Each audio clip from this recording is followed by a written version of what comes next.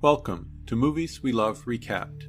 Today we will look at a 1986 supernatural comedy thriller entitled House. Spoilers ahead. Before we start, hit the like button. It's free and will help me to grow this channel. Here we go. As the film begins, we see a large Victorian house. A delivery boy arrives bringing a bag of groceries into the home.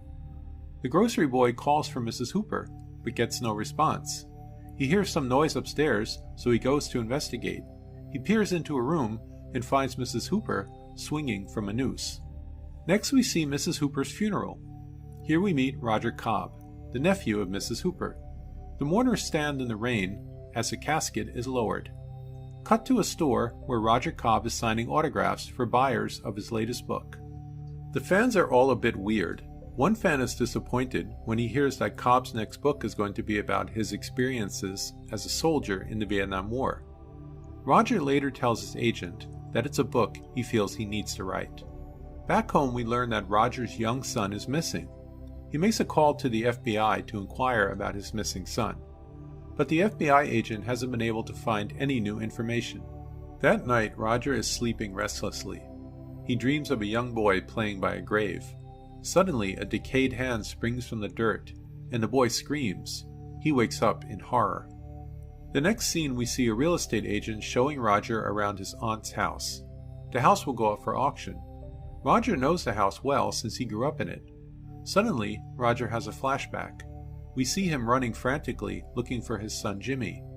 Roger finds him in the pool, but when he dives in, the boy vanishes into thin air.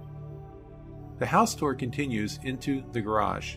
Here, Roger is almost killed by the careless real estate agent.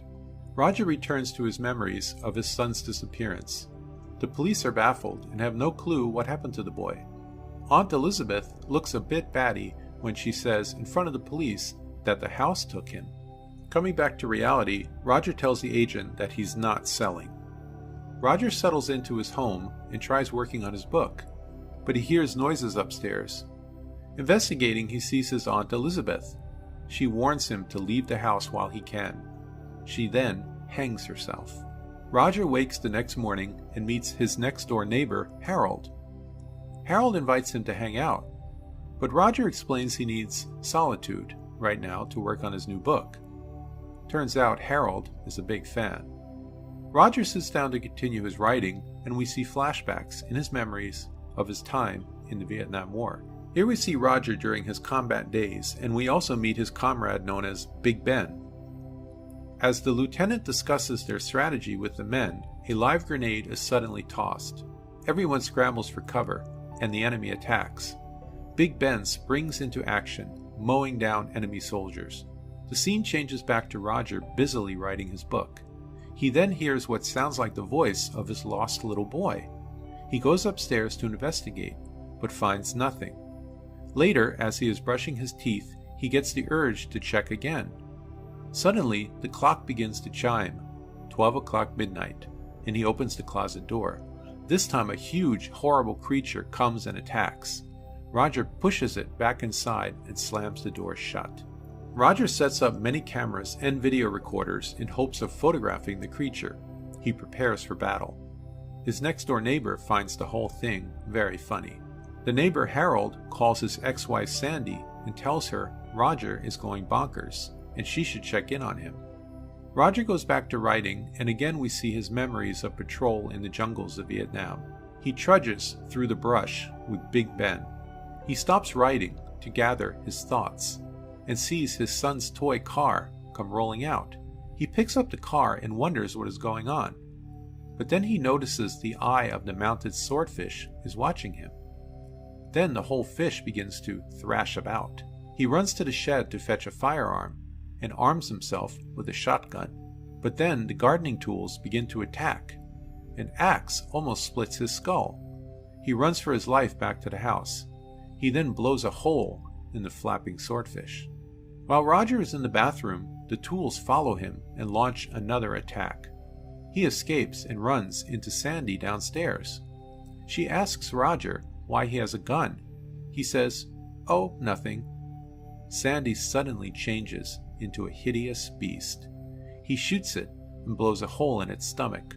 but it changes back into a now dead Sandy. Hearing the approaching police car sirens, Roger picks up Sandy's body and stashes it under the stairs. When the police arrive, he tells them he was cleaning the gun and had fired accidentally. The police leave and Roger goes back to tend to Sandy's corpse, but it's not there. He looks upstairs in the bedroom, but behind him appears the creature with a shotgun. It knocks him on the head and taunts him, saying, "You'll never find your son, Roger." It then tries to shoot him, but the gun won't fire. Roger runs and opens the door. The possessed tools are waiting, and thus the creature is killed. Roger digs a hole in the garden to bury the creature's body. Tanya, his neighbor, appears, swimming in Roger's pool, as apparently she used to do that when Aunt Elizabeth was alive. She asks Roger what he's doing. Roger tries to talk to her nonchalantly. An arm appears from under the plastic bag, and Roger steps on it so that Tanya doesn't notice anything. After she leaves, he buries the creature in many pieces. That night, out by the pool, Harold's dog digs up the hand of the monster, and it runs away. Later, Tanya drops by with her son in tow for a visit. Roger notices that as the boy runs to play, the creature's hand is clinging to his back. He pulls the boy into the bathroom and removes the hand with his teeth. He then flushes it down the toilet. Tanya then leaves Roger to babysit the little boy. Robert the boy falls asleep on the couch, and Roger goes back to writing. Again we see him with Big Ben patrolling the jungle. Suddenly Ben is shot dead by enemy fire. Roger goes to check on Robert, but finds him missing. 3 little creatures have taken Robert away and are taking him up the chimney. Roger grabs Robert's legs until the 3 critters let him go. When Tanya comes back, Robert is smiling and laughing, as he somehow had lots of fun. Harold appears again with some beer. Roger convinces him to help him with his fight. He gives Harold a harpoon gun with a fishing line attached and tells him to shoot as soon as he opens the closet. The large and hideous monster appears. Harold shoots it, but it flees back into the closet. The line tangles around Roger's foot and pulls him in two. Harold tries to hold the line, but it soon runs out. Roger finds himself back in the jungles of Vietnam. He sees a wounded Ben laying on the ground. Ben asks Roger to finish him off, but Roger is unable to kill his wounded comrade. Roger runs away as the Viet Cong arrive and haul away a screaming Ben, swearing he will get his revenge. Roger sees the lit closet door and runs, diving through it, arriving back in his house. Harold hugs him in relief. Roger checks one of Elizabeth's paintings and notices his son Jimmy trapped inside the medicine cabinet mirror. He breaks the mirror glass and discovers a black hole leading to another dimension. A creature attempts to pull him inside. He ventures in armed with a shotgun and flashlight. He slowly lowers himself into the darkness.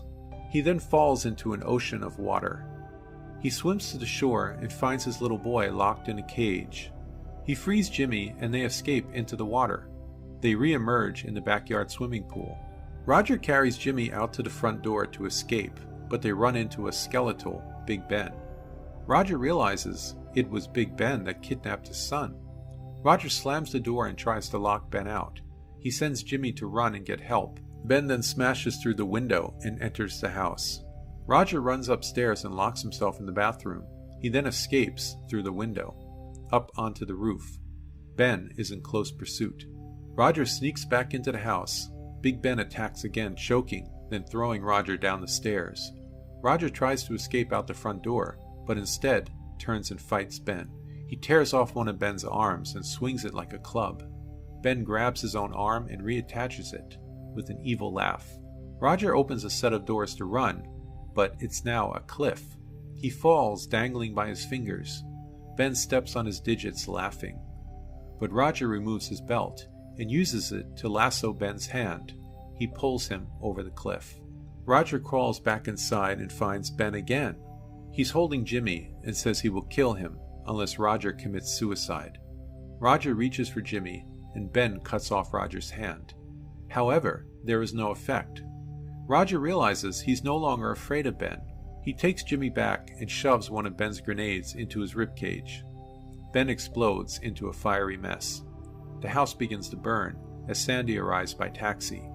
Roger and Jimmy come walking out of the house together. Jimmy runs and is embraced by his mom. The movie ends here. Thanks for watching. If you enjoyed this video, please hit the like and subscribe button to see more recaps just like this. And I will see you next time.